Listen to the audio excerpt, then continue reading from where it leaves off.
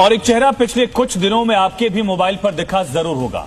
YouTube, Instagram पर कहीं न कहीं आपने इस चेहरे को जरूर देखा होगा। बहुत सारे लोग इनका नाम भी जान गए होंगे, लेकिन इनका काम अभी भी लोग समझ नहीं पाए। आखिर ये ऐसा क्या करते हैं जो महीने में 6 लाख का जीएसटी भरते हैं? और आखिर इनके 100 करोड़ के टर्नओवर से लेकर महंगी महंगी कारों के कलेक्शन का सच क्या है, जिसके सामने इनके वीडियोस गुजरते हैं, वो यही सोचने लगता है। और इसीलिए हमने वायरल रवि शर्मा को बुलाया जी न्यूज के कचहरी शो में, और उसके बाद तैयार हुई आपके कई सवालों का जवाब देने वाली ये स्पेशल रिपोर्ट। घड़ियां ही घड़ियां, कार ही कार, 100 करोड़ वाला सपना, चुटकी में चमत्कार, करोड़ों की संपत्ति, 6 लाख की जीएसटी। ये है इंटरनेट की नई सनसनी, नेटवर्क मार्केटिंग के हेवी मोटिवेशन देने वाले रवि शर्मा। क्या रवि शर्मा के वायरल दावों से आपका भी दिमाग हिल गया? क्या रवि शर्मा की लच्छेदार कहानियों से आप भी हैरान रह गए? क्या आपको भी लगने लगा कि करोड़पति बनना कितना आसान है? क्या आप भी सोचने लगे कि आखिर ये आदमी है कौन, कहां मिलेगा? तो अब और ज्यादा सोचने या कंफ्यूज होने की जरूरत नहीं है, क्योंकि रवि शर्मा के वायरल दावों का जवाब जानने के लिए और उसे वेरीफाई करने के लिए हमारी टीम ने सीधे रवि को जी न्यूज कचहरी के कटघरे में बिठा दिया। रवि शर्मा, राजस्थान जयपुर से मैं बिलोंग करता हूं सर। मेरा नाम रवि शर्मा है। जिसके बाद हमने एक एक करके रवि शर्मा से कई सवाल पूछे, जिसे लेकर लोगों के मन में दुविधा और संदेह की स्थिति। आज की कचहरी की कार्रवाई प्रारंभ। रवि शर्मा का ये वीडियो 1 साल पहले आरसीएम से जुड़े एक यूट्यूब चैनल पर अपलोड किया गया। अब तक रवि की वैनिटी वैन तैयार हुई या नहीं, वो उसमें मीटिंग कर रहे हैं या फिर किराए के कमरे में, इसकी तो कोई खबर नहीं है। लेकिन लंबी लंबी बातें करने वाले रवि रुकने का नाम नहीं लेते। इसी कार्यक्रम में वो आगे इतना बड़ा दावा करते हैं जो शायद देश के बड़े बड़े कारोबारी भी नहीं करेंगे। हालांकि रवि के लिए ये दावा कोई बड़ी बात नहीं, क्योंकि यही रवि की लाइफस्टाइल है। इसी तरह से बड़े बड़े सपनों की लंबी लंबी बातें बेचते हैं रवि शर्मा। कोई भी ऐसा मंच नहीं जहां अपनी घड़ियों की कहानी नहीं सुनाते। लिमिटेड एडिशन वाली लाखों की घड़ियां खरीदने से पहले रवि शर्मा दूसरी बार नहीं सोचते।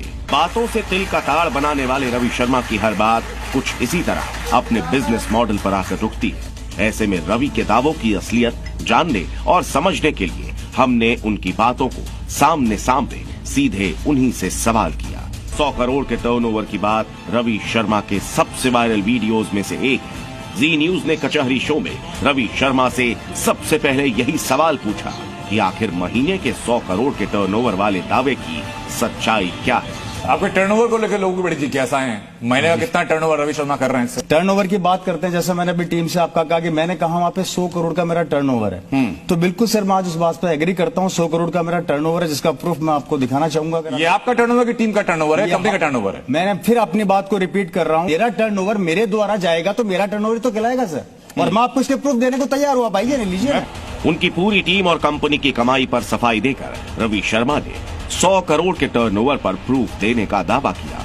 जी न्यूज कचहरी में रवि शर्मा से मार्केटिंग एक्सपर्ट के तौर पर मौजूद योगेंद्र कपूर ने इनके बिजनेस मॉडल पर भी सवाल किए। अगर हम इंडिया के अंदर इस कंसेप्ट को देखें जी, तो मेरा आपसे ये सवाल रहेगा कि ऐसा क्यों होता है कि जितनी भी मल्टी लेवल कंपनीज हैं इस मार्केटिंग के कंसेप्ट में, जो पिरामिड मॉडल के अंदर वर्क करती हैं, उनमें से एक भी कंपनी इंडिया के अंदर रजिस्टर्ड नहीं है ऑन स्टॉक एक्सचेंज। सर देखिए, डायरेक्ट सेलिंग कंपनी है, इसका जो आप बता रहे हैं ये इंडस्ट्री हमारी जो है, फर्स्ट ऑफ ऑल तो मल्टी लेवल डायरेक्ट सेलिंग का डिफरेंस मैं बता देता हूं। डायरेक्ट सेलिंग का मतलब होता है कि कंपनी के द्वारा कोई प्रोडक्ट बनाया और उसको एक कंज्यूमर तक पहुंचाया, उसके बीच का जो मुनाफा होता है, जो कुछ चुने हुए लोगों के पास जाता है, वो एक चैनल के थ्रू जाता है। डायरेक्ट सेलिंग कंसेप्ट उसको एक आम आदमी को उसकी फैसिलिटी देने का प्रयास करता है, और उसी के अंदर डायरेक्ट सेलिंग कंपनीज काम करती है। और जिस कंपनी में हम काम कर रहे हैं उसके कुछ एक्ट्स हैं, जो यहाँ पर हमारे एक साथी मित्र बैठे हैं, उसके बारे में आप उनसे जानकारी ले सकते हैं। उनके पास पूरे डॉक्यूमेंट्स, उसके प्रूफ हैं, वो भी आपको देंगे। इसके बारे में अगर आप पूछना चाहें तो मिस्टर सुरेंद्र वसी मौजूद है, राइट। तो उस वे से ये हमारे पास आता है, और इसके ऊपर शायद 2021 के अंदर हमारे पास एक एक्ट भी तैयार हुआ, जिसके ऊपर डायरेक्ट सेलिंग इंडस्ट्री क्या है, कितनी लीगल है, उसके ऊपर बिल्कुल चर्चा हुई। और उसको काफी हद तक उसको हमें सरकार के द्वारा हमें अच्छा वो मिला, सपोर्ट मिला उसका काफी। रवि शर्मा ने अपने जवाब में अपनी कंपनी को मल्टी लेवल मार्केटिंग से अलग बताने की कोशिश की और कानूनी तौर पर हर तरीके से सही होने का दावा किया। ऐसे में रवि शर्मा से सीधा सवाल ये था कि आखिर इतने लोग आपकी वीडियोस को देखकर प्रभावित हो रहे हैं, क्या आपके तरीके से लोग भ्रमित नहीं हो रहे? मेरा कंसर्न सिर्फ ये कि आज की तारीख में आप सोशल मीडिया सेंसेशन बने हैं, लोग आपकी वीडियोस को शेयर कर रहे हैं और मैं खुद ऐसे लोगों से मिला हूं जब मैं आपके शो के बारे में पढ़ रहा था, जो लोग ये विश्वास करके बैठे हैं कि आदमी इकलौते बूते ऐसा कर रहा है। जो व्यक्ति सुनेगा कि एक व्यक्ति ऐसा है जो कि डायरेक्ट मार्केटिंग से, डायरेक्ट सेल्स से 100 करोड़ रुपए का टर्नओवर कर ले रहा है, जो बड़ी बड़ी लग्जरी गाड़ी खरीद ले रहा है, जो कॉलोनी में सबसे बड़ा बंगला खरीद ले रहा है, उस व्यक्ति का अनुसरण क्यों ना किया जाए? सर, मैं आपसे यहाँ पे एक चीज क्लियर कर देना चाह रहा हूँ। मैंने यहाँ पे जो बातें बोली है जिसको आप दिखा रहे हैं, फर्स्ट ऑफ ऑल तो मैं कहना चाह रहा हूँ कि जो प्रॉपर्टी की बात मैंने करी उसके लिए मैंने आपके सामने तथ्य पहले भी यहाँ पे पेश कर दिए हैं। आप देखना चाहे तो तथ्य मैं आपको वापस पेश कर देता हूँ। क्या है सर ये वो मॉल है जिसको हमने जयपुर में बनाया, राइट सर? इसको आप ओन करते हैं कि आपकी टीम है, आपकी कंपनी?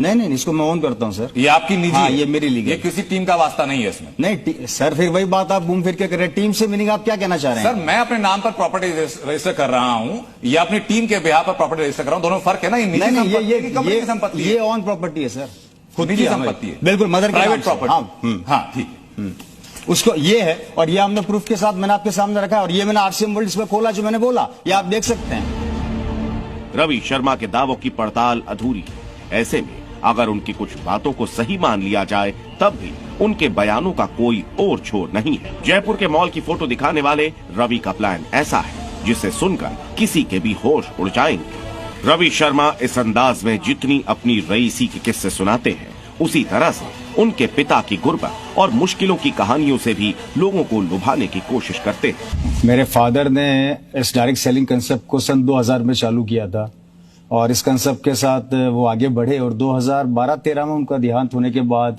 जैसा कि हमारे इस कंसेप्ट की एक नेचर है कि एक जनरेशन के बाद दूसरी जनरेशन में बिजनेस ट्रांसफर होता है, तो उसके बाद ये मेरे पास आया और तब से मैं इसको ऑन करने लगा। रवि शर्मा कई वीडियोस में बताते हैं कि कॉलेज जाने तक उनके पिता ओपी शर्मा के पास एक पैंट भी नहीं थी, लेकिन उनके पिता की जिद और आरसीएम के बिजनेस ने पूरे खानदान की जिंदगी बदल दी। अब रवि शर्मा की बेतरतीब दलीलों में कितनी सच्चाई है, ये समझने के लिए गहन रिसर्च और एक एक दस्तावेज को इन्वेस्टिगेट करने की जरूरत है।